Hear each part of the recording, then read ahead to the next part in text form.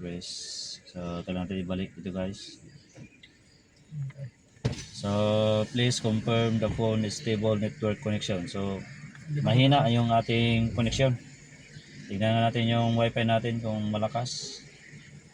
Kasi naghihina guys. Ito sa Chevrolet.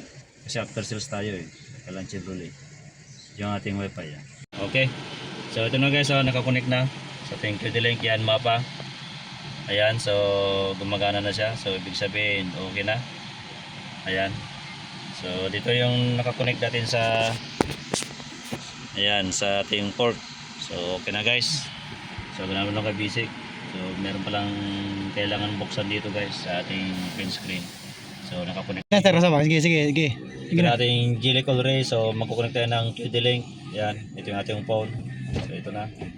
Ito natin. Ayan. So meron tayong apps na. Ito yung apps. So na-download na natin yan.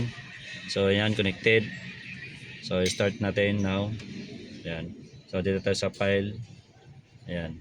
So nakakonect na siya. Kailangan natin ng Bluetooth at saka Wi-Fi. Ayan. So dito na tayo sa QD-Link. Ayan.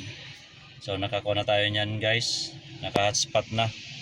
So yan. Ang cable ba sir? Wala nang saksak. Saksak cable. Ayan dito. Dito nakasaksak guys. So ikon natin. Tantay lang natin guys. Kaya medyo matagal-tagal. Ayan. So, dito masabi. Ito ba? Sabi lang. Go sir. Gawas naman yung isa. Guys, sample lang guys, yung ating TikTok. Ayan, ito na guys. Ayan oh, ayan oh, ang ganda oh. Ayan. Kita naman yan naman. Ayan. Okay. O, ganun lang guys. Ating pag-connect sa ating QD-Link. Ayan, okay na. Okay.